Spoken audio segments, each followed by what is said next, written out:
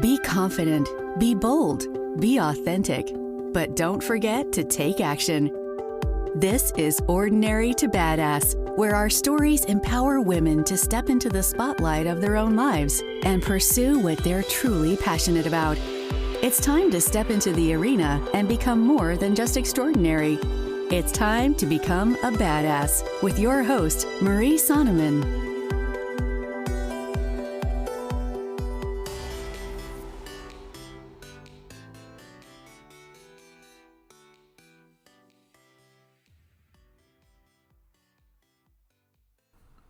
Welcome to Ordinary to Badass, episode number 171.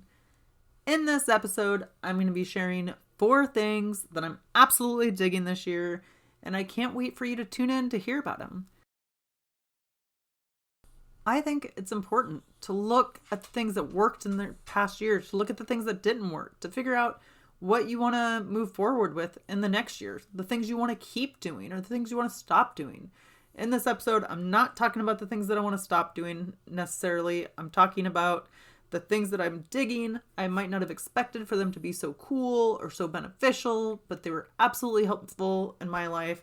So I thought I would share them with you. With that, let's get to the episode.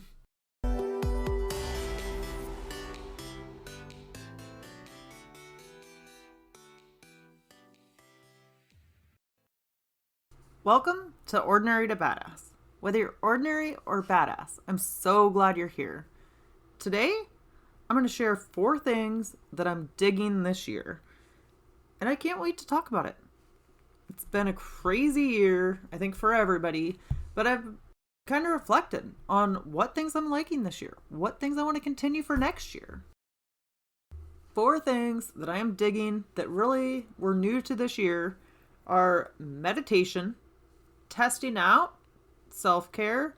Now, stay with me there. It's a little bit more in depth than it sounds. Getting my hair done regularly and not being available for suffering. Okay, so this year I went all in on meditation.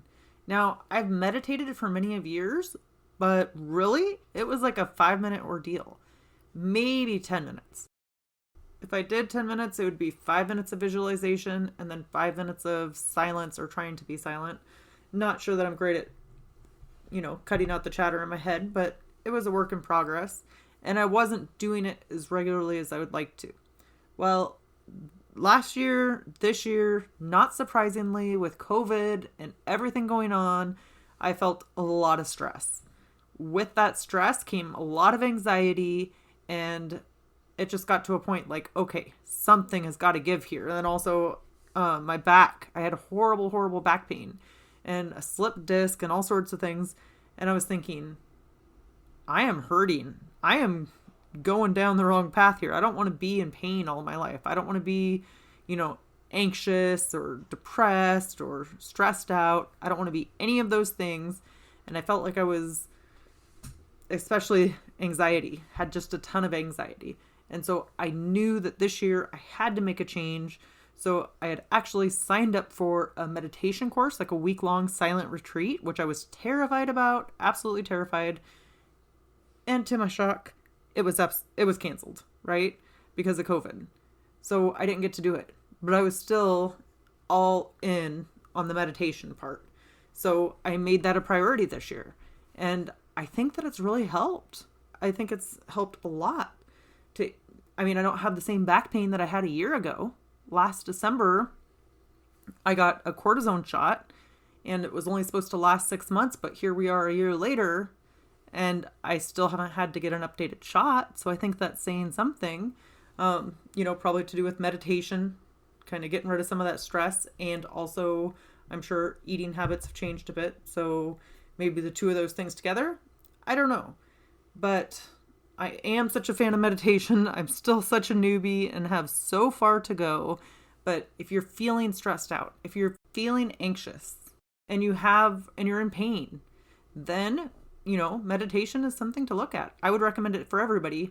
But if you're anything like me, sometimes you got to get to that painful point, or you got to get to where it's too painful that you can't keep living the way you are. And I get that because that's me. So now is the perfect time to make the change, to start meditating, even if you only start for 2 minutes a day, for 5 minutes a day. You don't have to be a pro at it, right? It's just the habit of getting there and sitting. And for a long time, I thought it was just the habit of being quiet. But now I think it's just the habit of sitting with yourself. If your brain wants to ramble, let it ramble. Let the chatter go, right? It can just sit there and chatter. So yeah, I think that that's a huge part of it. And as I was thinking about the chatter, I thought of The Untethered Soul. Read that this year. Absolutely one of my favorite books.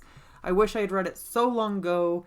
And it's about not taking yourself so seriously, or when you have that chatter in your head, quit associating it as real or as yourself. Like, I don't know. You got to read the book, The Untethered Soul. I heard about it for years. I probably tried to check it out at the library a bajillion times.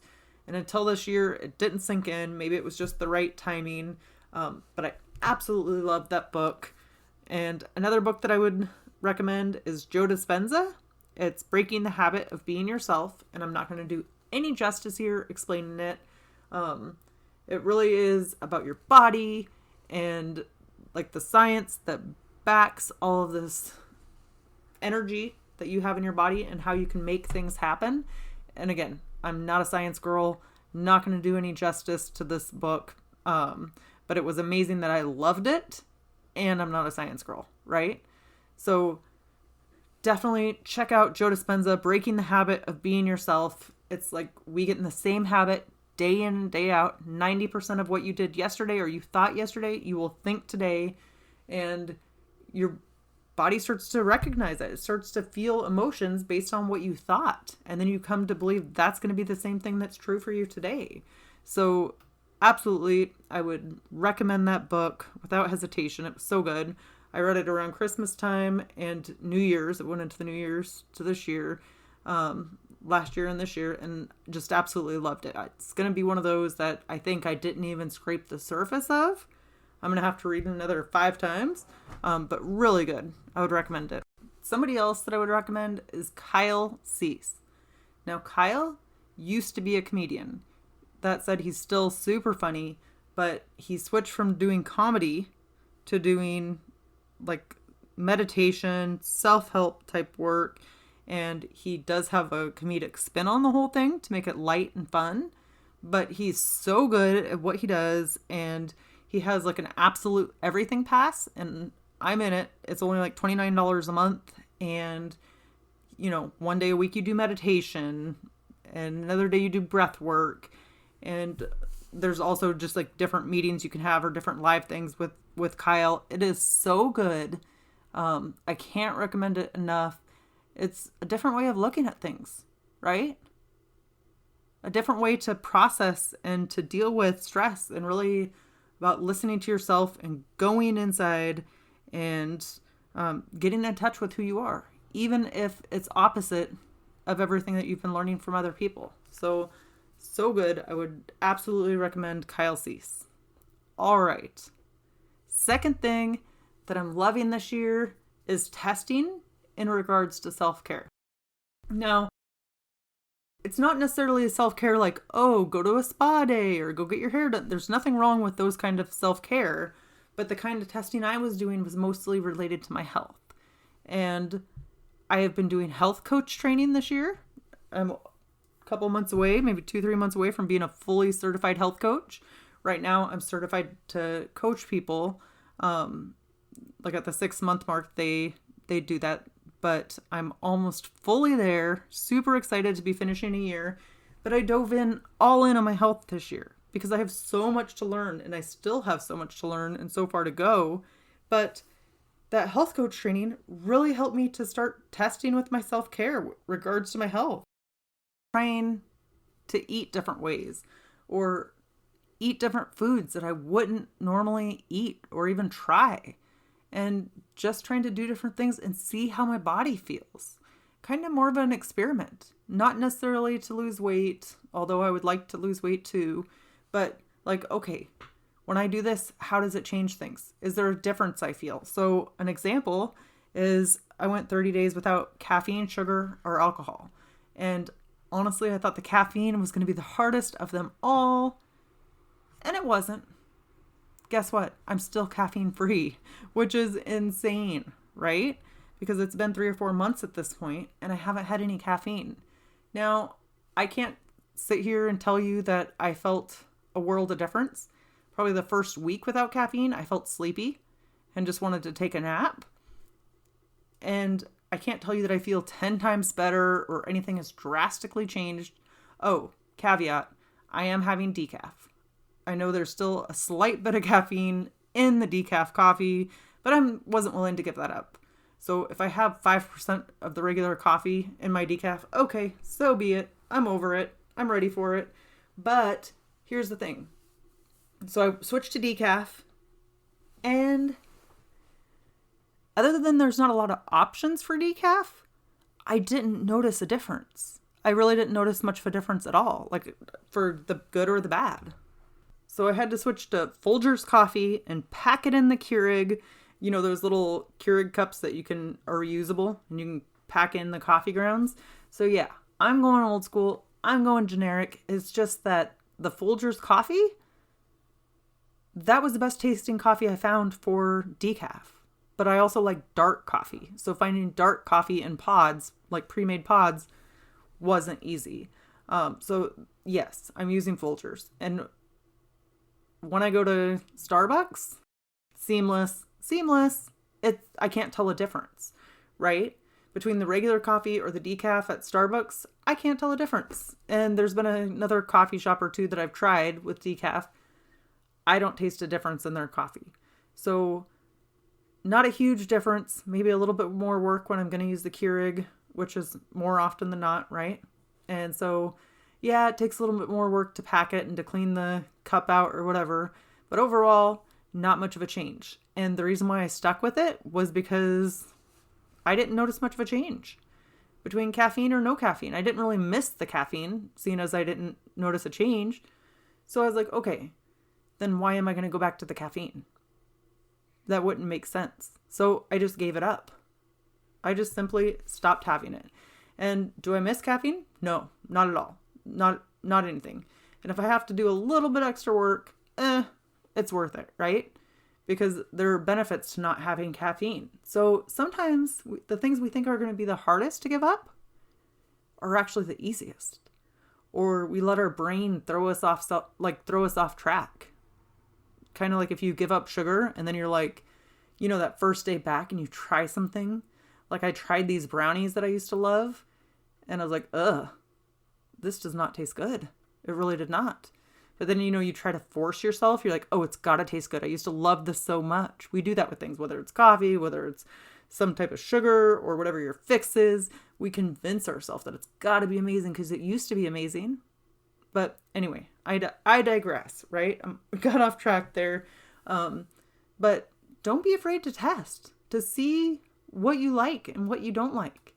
But give yourself some time, right? If you give it 30 days, cool.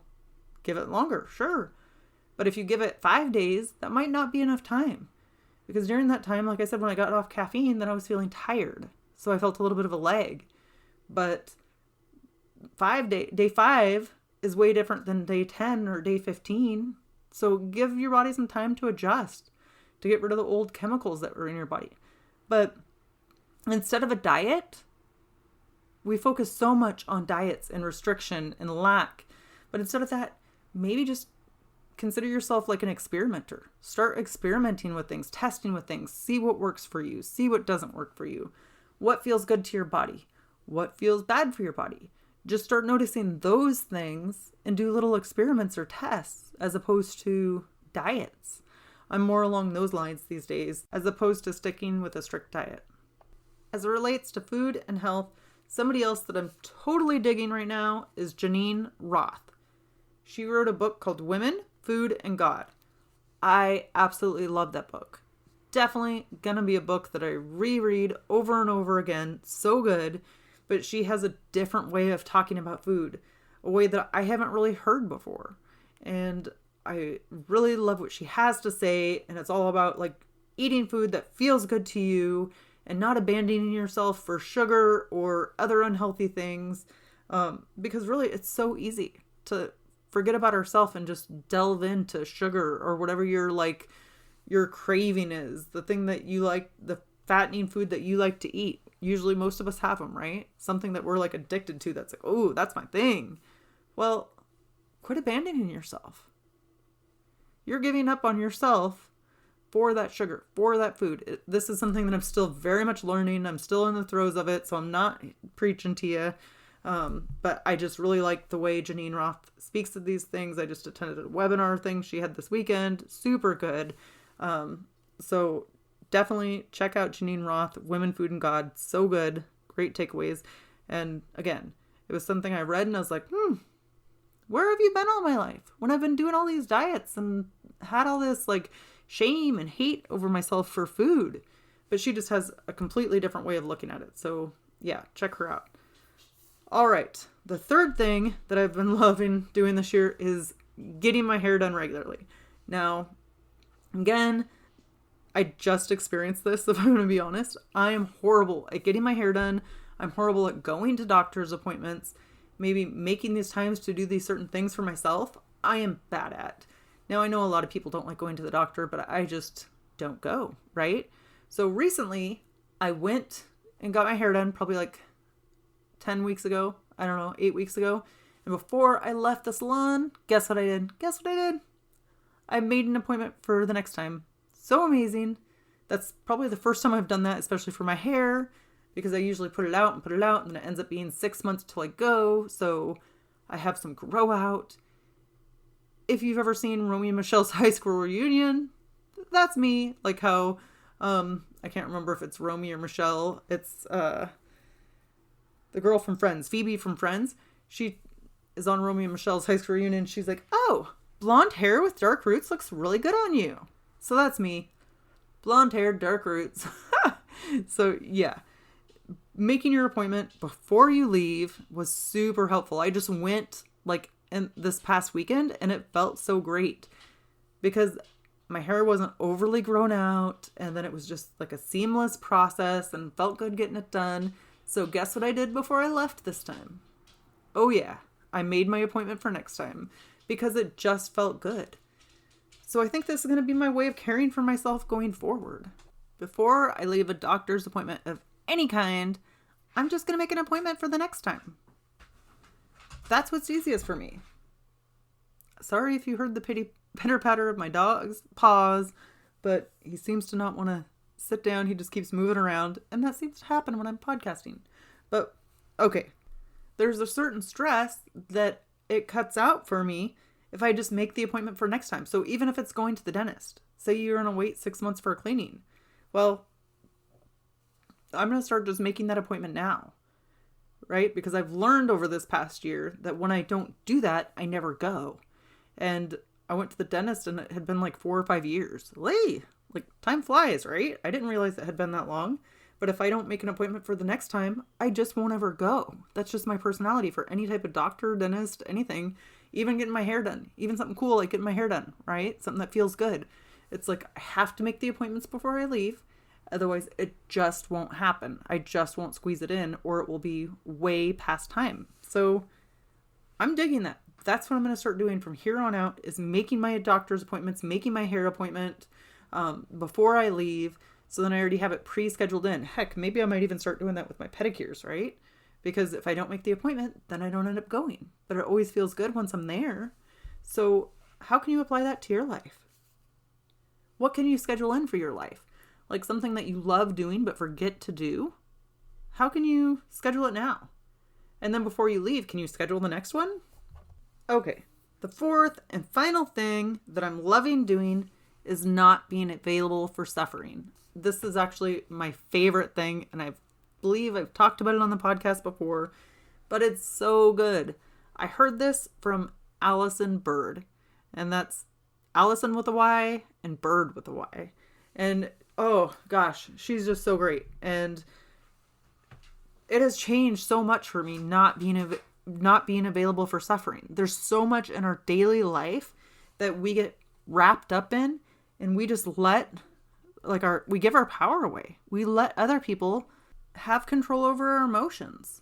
So this is what I've learned is I'm not available for suffering. So when people do something that bothers me, I'm either A, going to speak up and just say it to them, or B, I'm just going to shut my mouth and move on, right? If it's not worth me saying, it's not worth me silently suffering over. So speak up or move on. Those are the two things. Those are my two options when people say stuff that bothers me. So that has led me to speaking up to people, to saying things that I ordinarily wouldn't say. And it's not that I'm saying them in a rude way, but it's like, okay, I'm not available for that. I don't like when you talk to me like that. That doesn't make me feel good. Or when you say X, it makes me feel like Y. So please do not, right? And that has really helped. Like somebody was talking down to me, or they kept responding to me in a way that I felt was talking down to me, like it was condescending. And so I said, okay, every time I speak to you, you say X and it comes across as Y, like it comes across very condescending. And then my Z was, please do not speak to me like that in the future, right? You don't have to allow people to speak down to you or to speak condescending to you or to treat you in a way that does not feel good to you. So you can speak up in those circumstances. And if you're not ready to speak up, then let it go. Don't let it ruin your day, right? Before I did that exercise, I didn't realize how much I was available for suffering or how much I allowed my emotions to just take over. And I felt like I had no control over it, but I was creating all of my suffering because I wasn't speaking up or I wasn't letting things go. If they were piddly and I could just let them go, I wasn't. So until I became very conscious about that, I was letting the little things bring me down. So super important. It was so helpful for me. I absolutely loved that and am grateful for Allison Bird for teaching that topic. All right. The things that I'm digging this year. Meditation, testing out self-care, especially as it relates to my health, getting my hair done regularly and setting appointments before I leave, whether it's for my hair, doctors, etc. And then not being available for suffering. So what I'm looking forward to this next year is coming home to myself. Just getting more rooted in who I am, what I want, and sticking to those values tightly. Like holding on to the things that are important to me super tightly and not just doing things because they're the popular thing to do or because it's cool. So yeah, absolutely looking to dig deeper into that, coming home to myself and to not abandoning myself. Like that method that I told you that Janine Roth talked about. I'm not going to abandon myself. This year, I'm going to choose myself over any sugar, alcohol, food. That's going to be my goal, is to not abandon myself, to have some trust in myself that I can figure things out and I don't need any, I don't need to buy something to make me feel better. I don't need to eat something or drink something to make me feel better. Like I can soothe myself. So that's absolutely what I want to focus on this year, is coming home to myself, not abandoning myself, and yeah, continue to work to that. And then also going to work for my meditation because it's the bomb. I know that's an old school thing to say, but it's pretty cool. And again, work in progress. I feel like a total newbie beginner, but I'm loving it. I see the benefits. It might be hard sometimes to get my butt still, sit in a chair and just be still, but the benefits are huge. So I would love for you to try that. Try any of these things. And I want to hear your feedback. Have you tried any of these things before? Are you willing to try them now?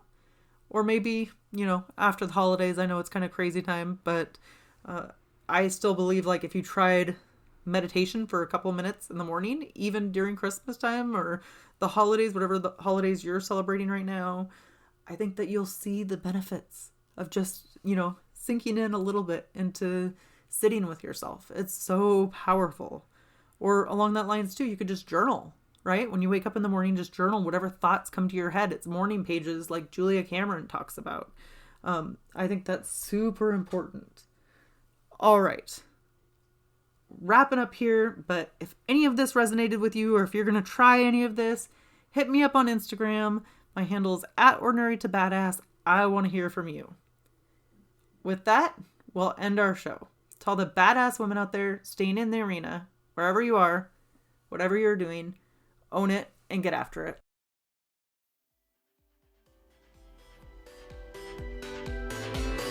Now that you've listened to this episode of Ordinary to Badass, we want to hear from you. Go to our website, ordinarytobadass.com/podcast, and submit your own experience on how you took your life from ordinary to badass and get the chance to be on a future Spotlight episode of the show. That's ordinarytobadass.com/podcast. While you're waiting for the next episode of the show, wipe off the sweat, dust off the dirt, and get back in the arena.